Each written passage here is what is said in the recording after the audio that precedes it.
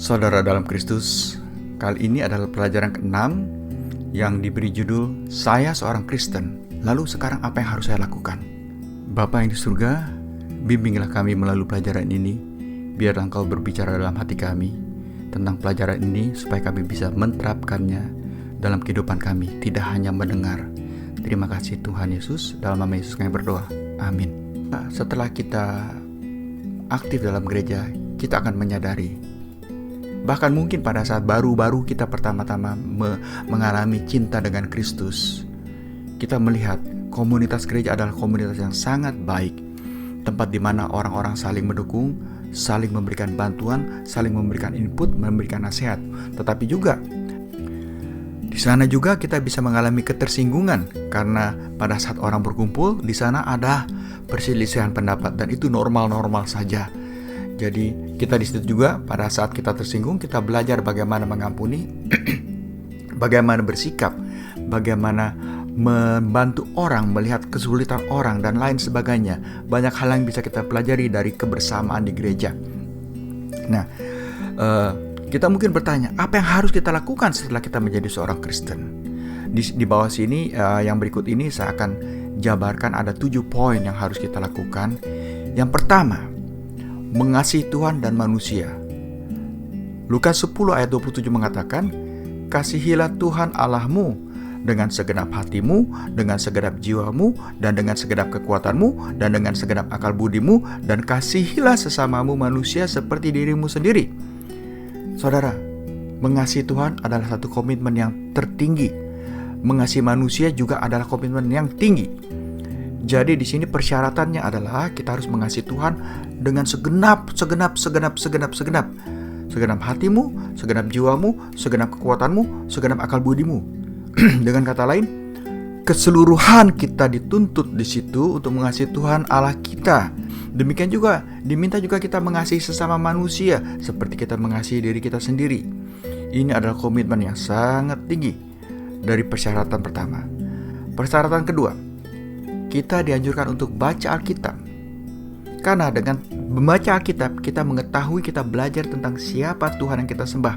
Kita melihat betapa besar kuasanya yang tertulis dalam Alkitab tentang kekuatan dan kuasa Tuhan. Kita harus baca Alkitab. Pertama-tama, Yohanes 1 ayat 1 mengatakan, pada mulanya adalah firman. Firman itu bersama-sama dengan Allah, dan firman itu adalah Allah, dikatakan di situ. Yosua 1 ayat 8 mengatakan, janganlah engkau lupa memperkatakan kitab Taurat ini, tetapi renungkanlah siang dan malam, supaya engkau bertindak hati-hati sesuai dengan segala yang tertulis di dalamnya. Sebab dengan demikian perjalananmu akan berhasil dan engkau akan beruntung.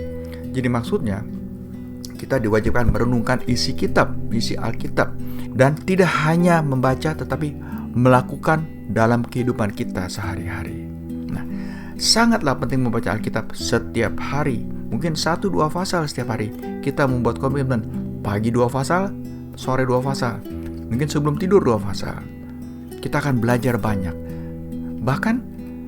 Bahkan pada saat yang lain, pada saat kita membaca ayat yang sama, bisa memperluas wawasan pengetahuan kita tentang Tuhan. Yang ketiga, saudara-saudara, berdoa. 1 Tesalonika 5 ayat 16-18 mengatakan begini, bersukacitalah senantiasa, tetaplah berdoa, mengucap syukur dalam segala hal, sebab itulah yang dikehendaki Allah di dalam Kristus Yesus bagi kamu. Nah, doa adalah cara kita berkomunikasi dengan Tuhan. Sebagaimana halnya hubungan kita dengan sama manusia, itu sangat penting, berkomunikasi, berbicara. Jadi doa adalah sangat sederhana. Doa adalah berbicara dengan Tuhan. Berbicara dengan Tuhan berarti kita ada waktu tertentu, ada jeda waktu di mana kita harus diam dan mendengarkan apa yang Tuhan akan katakan kepada kita. Seperti halnya kita berkomunikasi dengan orang, kita tidak hanya terus berceloteh, tetapi juga kita memberikan space, memberikan spasi supaya orang lain boleh masuk juga, memberikan usulan, memberikan pendapat, dan berkomunikasi 2 arah. Jadi doa bukanlah satu-satunya bagi orang Kristen, tetapi hal yang terbaik yang kita miliki. Sementara Tuhan ingin melakukan banyak hal dalam kehidupan ini, namun terkadang kita Apa yang kita inginkan tidak terjadi. Tuhan katakan, karena kamu tidak memintanya, kamu tidak berdoa. Atau mungkin kamu memintanya, tetapi juga kamu tidak mendapatkannya, karena kamu berdoa untuk kepentinganmu sendiri. Jadi Tuhan punya pandangan yang luas sekali tentang doa di situ. Berkomunikasilah terus dengan Tuhan. Itu yang ketiga. Dan yang keempat, dikatakan di sini, fellowship atau bersekutu dengan cara datang ke gereja, dengan cara bergabung dengan grup-grup persekutuan yang kecil, dengan cara hadir di dalam persekutuan-persekutuan yang lain. Kisah Para Rasul 2 ayat 46 mengatakan, dengan bertekun dan dengan sehati mereka berkumpul tiap-tiap hari dalam bait Allah, mereka memecahkan roti di rumah masing-masing serta bergilir dan makan bersama-sama dengan gembira dan dengan tulus hati. Bersekutu, menghadiri gereja dengan acara-acara sama Kristen lainnya adalah langkah untuk pertumbuhan iman kita. Berada dalam komunitas umat Kristen adalah cara yang terbaik untuk melihat bagaimana Tuhan bekerja dalam kehidupan orang lain, dan itulah cara terbaik untuk memperkuat dan membangun iman Anda dalam berjalan bersama Kristus. Yang kelima, baptisan air. Matius 28 ayat 19 mengatakan, karena itu pergilah, jadikanlah semua bangsa muridku, dan baptislah mereka dalam nama Bapa dan Anak dan Roh Kudus. Yesus memberikan perintah bahwa kita harus dibaptis air dalam nama Allah Bapa, Anak, dan Roh Kudus. Baptisan mengidentifikasikan dengan kematian dan kebangkitan Tuhan Kristus Yesus. Jadi pada saat kita dibaptiskan, kita diselam dalam air, itu maksudnya kita dibenamkan, dicuci dosa kita, dan pada saat kita keluar dari air, itu sebagai simbolik bahwa kita sudah bersih dan dihapuskan dosa kita menjadi manusia baru.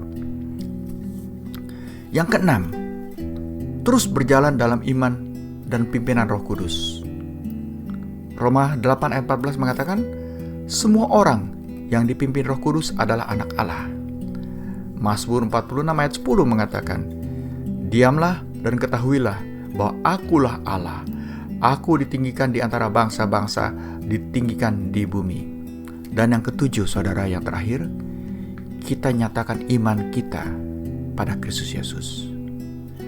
Karena Lukas 12 ayat 8 mengatakan begini, aku berkata kepadamu, setiap orang yang mengakui aku di depan manusia, anak manusia juga akan mengakui dia di depan malaikat-malaikat Allah. Yang disebut dengan anak manusia di sini adalah Yesus Kristus, yang adalah anak manusia secara daging, tetapi secara roh dia anak Allah. Semoga ini menjadi berkat bagi kita semua. Mari kita berdoa. Tuhan, terima kasih. Tuhan, pakai firman ini untuk kami terapkan dalam kehidupan kami, kami menjadi semakin yakin tentang siapa Engkau.